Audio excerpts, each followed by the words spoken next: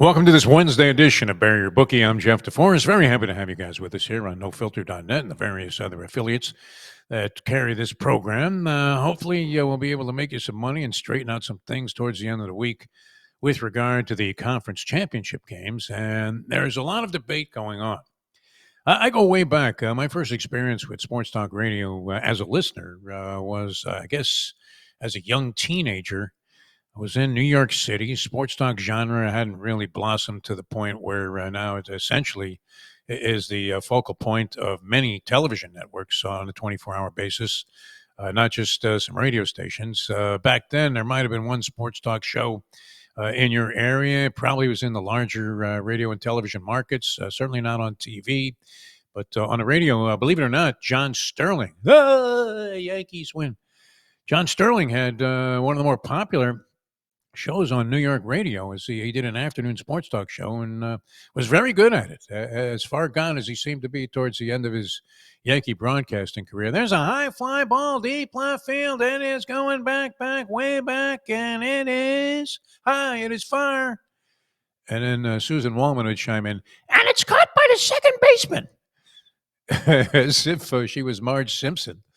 So maybe he lost his vision and his depth perception to be able to judge where the hell the ball was going when he was in the booth, even with a pair of binoculars. But was very good as a sports talk host. And then later on, I started listening to some sports talk in Los Angeles when I moved out there in the early 70s. I forget the name of the host, but he was triggered largely, and his show was sparked by contrived debate, which became an essential ingredient of any kind of sports talk content. In fact, program directors love this. And you're still seeing it today, right? Do you really think Skip Bayless buys the idea that LeBron James sucks? I'm sorry, Skip. Nobody's buying it. You believe that. If you do, then you should immediately be taken off the airwaves and never allowed to open up a microphone again, because it's just not true. If you don't want to believe he's the greatest of all time, that's one thing. You want to put Michael ahead of him, maybe a couple of others. But the guy's in the league, what now, 23 years? He's maybe not performing so far this year like we've seen him in the past. Maybe this is it. Maybe this is the farewell tour. That's possible.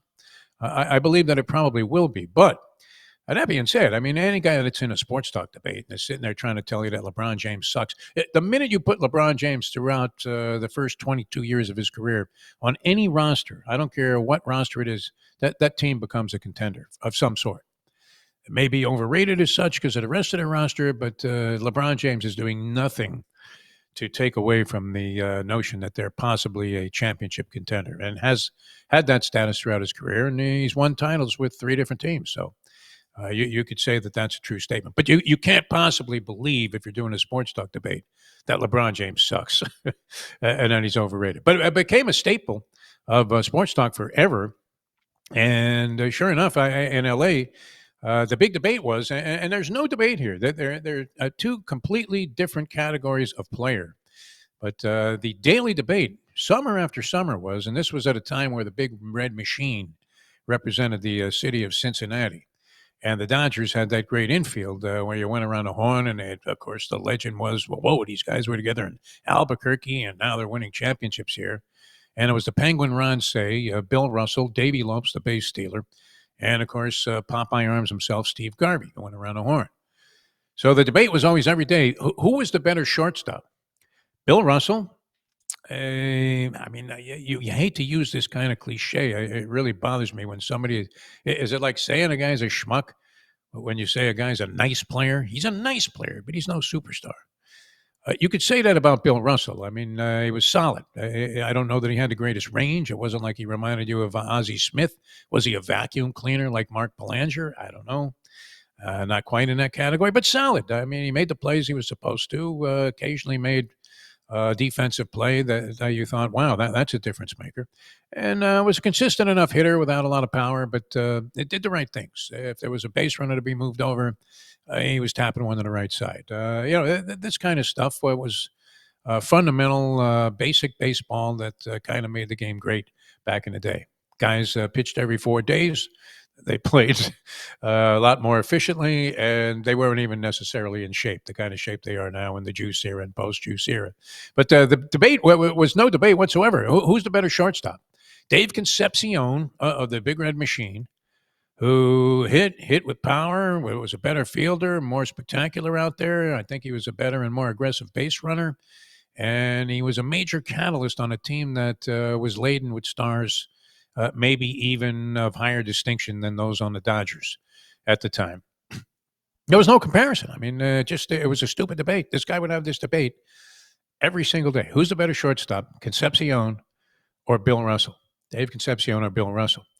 And that became, as sports talk and the whole genre expanded and exploded to the point where everybody had a show. I mean, it's even true today where with all of this podcasting, maybe more so than ever.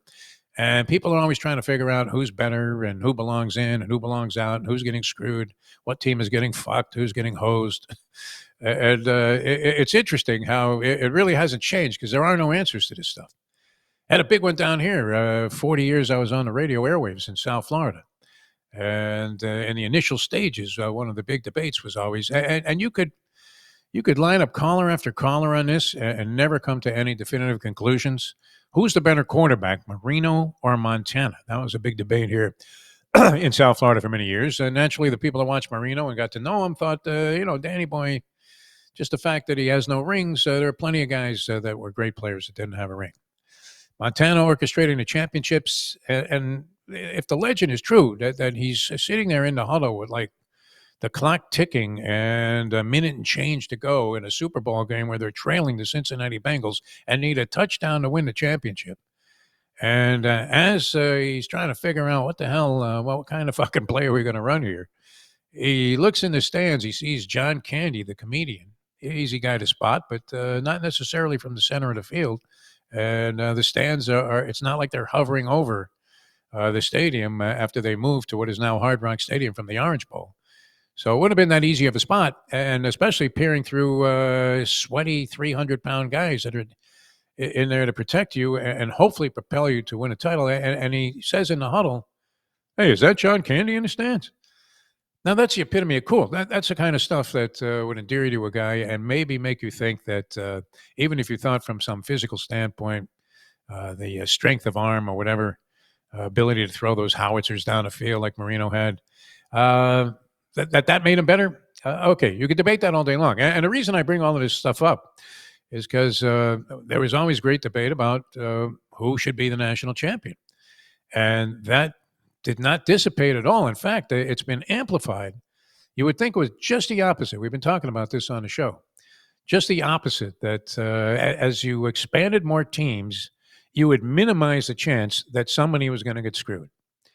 Now, we saw where also, I mean, the Adelaide Bird scorecard came into effect. Your three judges at ringside, Dwayne Ford, Jerry Roth, and Chuck Ciampa. And you're thinking, why didn't they just announce Helen Keller, Jose Feliciano, and Stevie Wonder? You could throw in like Ray Charles as the referee. I mean, you're going to get hosed when you have people voting on things. The situation with Florida State, when they go undefeated, I mean, that's the most abysmal. That was worse, I think, than the Roy Jones decision against the Korean fighter in the Olympics when he was in the gold medal round. And he smokes this guy. Guy's getting carried out of the arena on a stretcher. Well, it's sad to say. And it's good to see that years later, he actually gave the medal back to Roy Jones Jr. This happened a couple of years ago. And I don't know, it was a story that was widely publicized. I happened to catch it somewhere online where the Korean, knowing that fully well that he had been blown out in this fight, carried this with him for however many years, 40 or 50 years later. He gives the medal back to Roy Jones Jr. Maybe it wasn't quite that long, but and a very honorable gesture, no doubt about it. But the judges that day, I mean, who were they getting paid by? I mean, where's Juan Antonio Samaranch? Unbelievable. He's under the table right now, accepting a bribe. That's the way that went. So it's always going to fuel debate and spark debate. I didn't think that it would be as hotly contested with this expansion of 12 teams as these sports talk debates are getting. And oddly, our hometown team here, the University of Miami, which has, you could point a finger right in the face of the Cristobal factor and Mario Cristobal and say, okay, I mean, by the standards that we've known throughout however long we've been having these debates, You lose to two schmink teams. Now, look, Louisville was regarded as a decent team at the time. SMU had done some good things. Is it a disgrace they lost those two ball games? No. They're playing in the ACC, a weak conference this year. My God, I mean, and I don't know why the chalk looks so attractive in this spot, but Duke was not very good the last 6 games. They're coached by the former coach Manny Diaz, son of the former mayor of Miami as well. Done a decent job there. Duke is not an easy program, I don't think. Do they still have academic standards? I don't know. Maybe they do. That make it even more compromising, along with NIL money and all the other stuff that's going on.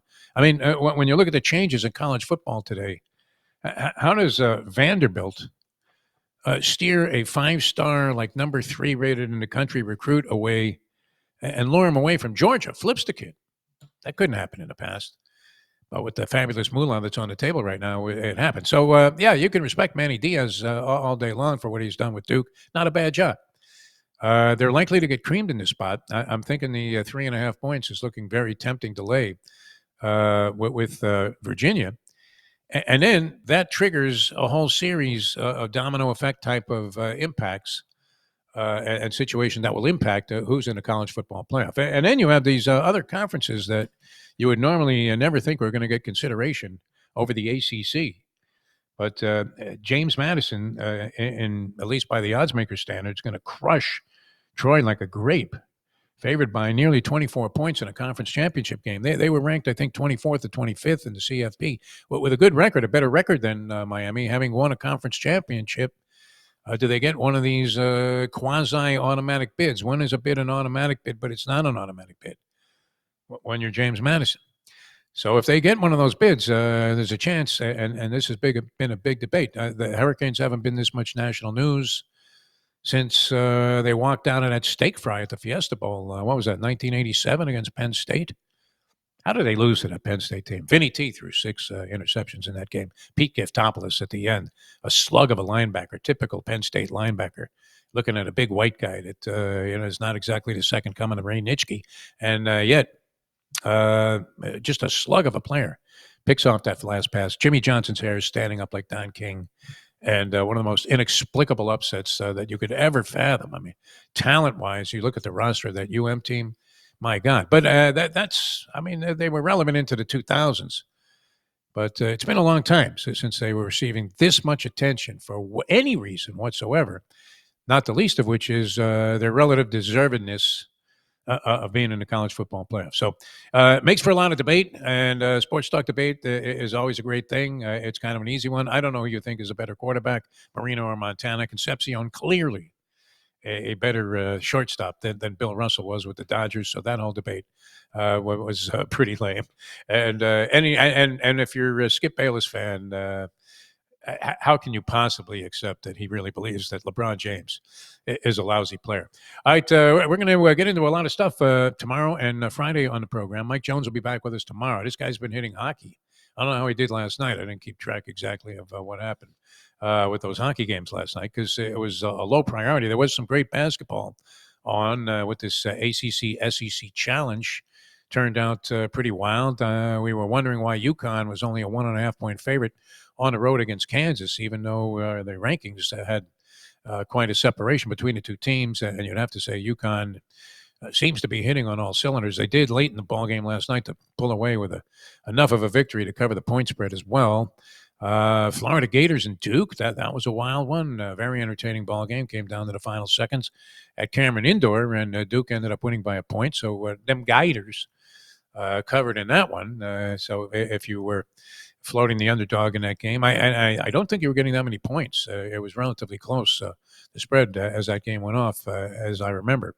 And then you had North Carolina, Kentucky, another great matchup last night. So very exciting, interesting evening of viewing basketball. Hopefully you made a profit with all of your bets. Going to look at an NBA game tonight. And I'm gonna approach this just to have some action on the game and to have a little rooting interest in a team that I really started to admire last year. And I thought they would be a good bet to maybe win the NBA East. The maturity factor, would that be it? Is their roster deep enough? Talking about the Detroit Pistons off to the best start of anyone except for the Oklahoma City Thunder, who are incredible. Now, interestingly, if you're a bettor, and usually these top teams, the odds makers make amends and realize even if a team kind of, the Oklahoma City Thunder obviously were favorites to repeat as NBA champions, as you usually see. Whoever won last year, for the most part, ends up either being the first or second choice to come back and repeat the next year. Oklahoma City, every reason to believe that they could come back. There haven't been any significant roster changes to make you think all of a sudden that they're going to fall through through a big hole in the ground and end up in an abyss. No, that wasn't going to happen. So they're right on top of it with one loss on a year. But interestingly, even with that one loss against the point spread, they're only 10-11. So you're down one unit plus the juice. If you've been betting the Thunder, pounding the Thunder all year, thinking, "Oh yeah, sure, they'll win by 23." Detroit, on the other hand, the Detroit Pistons, 17-4 in the season, and they travel to Milwaukee tonight, favored by 3 points at last check. Is that a lot to lay on a road team that's been on the road for some time now? It has been sort of an arduous trip that Detroit, I don't know, they might have snuck in. I doubt that they had a one-game homestand after they had played in Boston where they lost, then go to Orlando and lose that game. So after having their 13-game winning streak snapped in Beantown, they come back and lose to the Orlando Magic. No disgrace there. Not an easy place to go in and get a win. And Magic have a very good team that a lot of people are high on. Then they come to Miami for a back-to-back. And what impressed me about Detroit is then they nearly blew. They had a 22-point lead with 8 minutes to go in a ball game. And if you jumped on Miami at that point, you thought you were in there with a shot. Miami actually came down the floor with a possession that could have tied the game after being down 22 with 8 minutes to go. And you could sort of see this thing happening. I don't know. It was like the old John Mayall album, The Turning Point, where you're sensing something's up here. This is the NBA. A 20-point lead is no longer safe. And Detroit goes ice cold. They're slowing down these possessions. I don't know that they were going far away from what they were doing that got them to that point, but they had definitely slowed the pace when they were on offense and seemed to be dragging a ball like it was a ball and chain around Cade Cunningham's ankle. So Miami comes storming back, but they did have the wherewithal to stave them off and made a couple of key plays inside the final minute that gave them the ball game. I thought, well, that's the mark of the kind of maturity that you're looking for in a team like that, where they knocked on the door last year, had the Knicks by the jugular, talk about bad decisions and bad scorecards.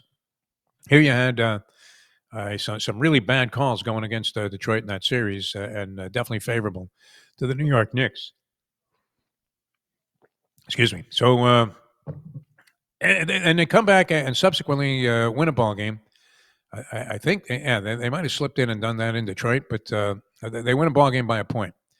So they're favored tonight against a Milwaukee team that has Antetokounmpo back and seems to be getting its rotation pieces back into play. But are they ready to go against this Detroit Pistons team that I think is are they on a mission from God? I don't know. Our good friend Grant Long, who is a longtime NBA player, played 15 years in the league, and is one of the commentators for the Detroit Pistons. He says that there's something about this team that seemed to kick in last year from an approach standpoint that maybe puts them in a spot here where they're going to be effective and impactful against a Milwaukee team that has had its ups and downs. As we said, the Milwaukee Bucks not particularly strong record-wise or against the spread. They're sitting there at 9-13 on the season so far. I believe so. Yeah, 9-13, and they're also 9-13 against the spread. Taking a little shot with Detroit tonight. Not overly convinced. I think it's a rough spot, but I'm impressed with the way that they've sort of demonstrated this ability. They shake off the two losses and beat a Miami team that's playing very well, and then win a subsequent game. They dig one out by a point. I think they're playing well enough against a Doc Rivers coach Milwaukee Bucks team that always seems to be in disarray to pull it off tonight. Let's hope so. All right, good luck and enjoy those debates. We'll see what happens as we head towards the weekend. We'll get some opinions on these college playoff games and how it impacts both the teams that are playing and what seems to be more important now in terms of sports talk debate, the teams that are not playing. We'll see you tomorrow with Mike Jones. Thanks, everybody, for tuning in. I'm Jeff DeForrest. We'll join you on the next edition of Bury Your Bookie.